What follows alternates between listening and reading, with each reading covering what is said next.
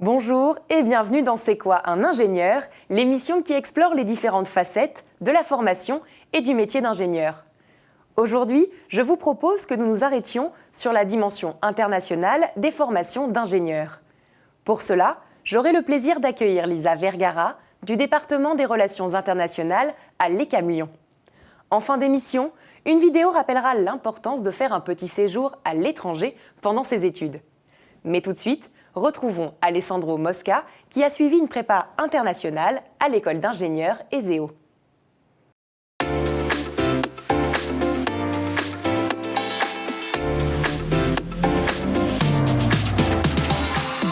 Je fais partie de l'ESEO, donc c'est une école qui dispose de 3 campus, un à Angers, qui est la maison mère, un à Paris et un à Dijon. Je suis issu donc d'une formation ingénieur.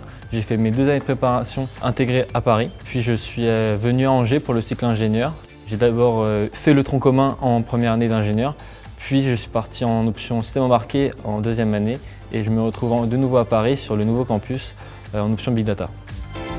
La prépa est une prépa internationale, c'est-à-dire qu'on a 2 voyages à l'étranger d'organisés par l'école. En première année, on part 1 mois à Plymouth, en Angleterre. La 2e année, on part donc 2 mois à Shanghai.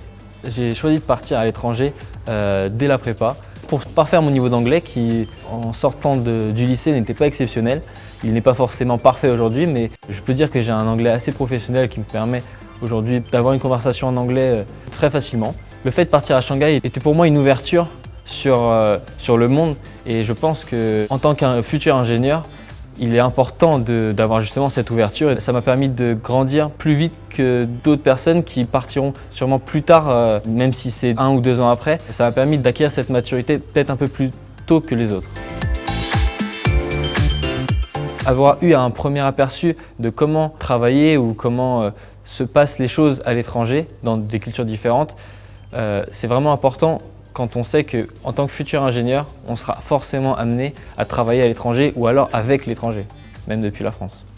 Alors pour le moment, je n'ai pas tout de suite prévu un autre séjour international, mis à part forcément peut-être des vacances, mais je suis complètement ouvert à l'idée de travailler avec l'étranger ou travailler à l'étranger. Je me sens totalement capable aujourd'hui de pouvoir travailler avec des personnes de cultures différentes, de langues différentes. Au niveau de mon installation professionnelle, ce séjour à l'étranger et à Shanghai ressort assez souvent lorsque j'ai contact avec une personne des ressources humaines, un recruteur. Cette partie de mon cursus est souvent comme une valeur ajoutée. Ça me permet de me démarquer sûrement d'autres CV et d'autres personnes.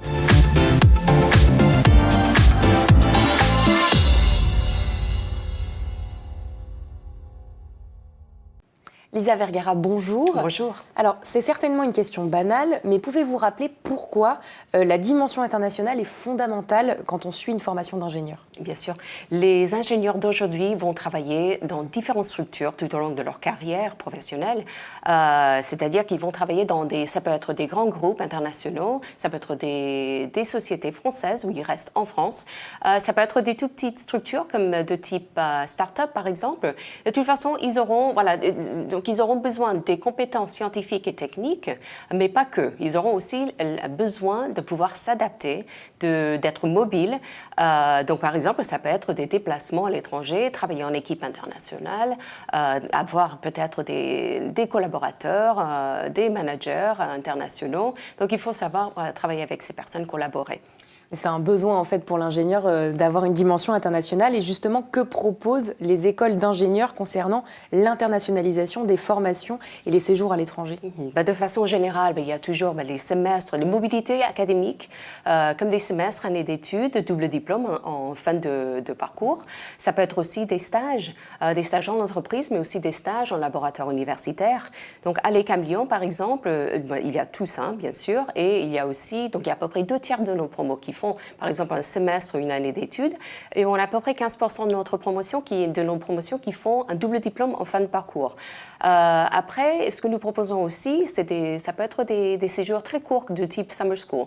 Et à l'ECAM Lyon, nous avons depuis 3 ans une formation en 5 ans, une formation d'ingénieur qui est proposé et enseigné entièrement en anglais. Donc, qu'est-ce que ça permet? Ça permet justement cette internationalisation dès le départ, tout au long du parcours. Et cette formation propose aussi un double diplôme en fin pour tous les étudiants inscrits. Donc, c'est l'internationalisation pendant le parcours, mais aussi, ça permet aussi d'accueillir des étudiants de l'international.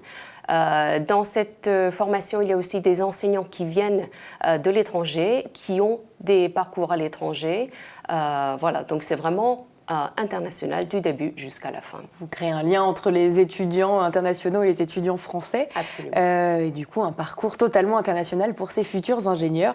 Merci beaucoup pour toutes ces informations, Lisa. Merci à vous. Et puis pour ceux qui ne seraient pas encore convaincus de l'importance d'une formation internationale, je vous laisse regarder et méditer sur le choix de Leïla.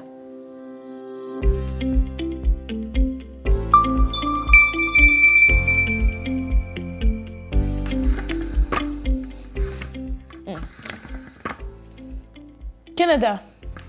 Ah non mais il fait super froid là-bas. Ah, je crois qu'il y a la poutine. Paraît que c'est bon. Ouais mais non. Non. L'Autriche. Ils parlent quelle langue les Autrichiens? Allemand. Ah ouais non mais non. L'allemand ça va pas le faire. Bon. Ah bah voilà, la France. De toute façon ça me disait pas grand-chose non plus un voyage à l'étranger. C'est tellement surfait. La plupart des formations du supérieur, dont celles des écoles d'ingénieurs du réseau FESIC, te permettront de partir à l'étranger, soit dans le cadre d'un séjour universitaire, soit dans le cadre d'un stage ou d'une année de césure. C'est une occasion unique d'améliorer tes compétences linguistiques et de découvrir une nouvelle culture. À la fin, tu seras prêt à travailler dans des entreprises multiculturelles et surtout tu vas intéresser les recruteurs du monde entier. Alors, ne passe pas à côté de cette chance. De nombreux dispositifs financiers peuvent t'aider à étudier à l'étranger, les bourses Erasmus ou les bourses de ton conseil régional par exemple. Renseigne-toi bien. Alors Leïla, un dernier mot ? Il y a des universités sympas au Tadjikistan?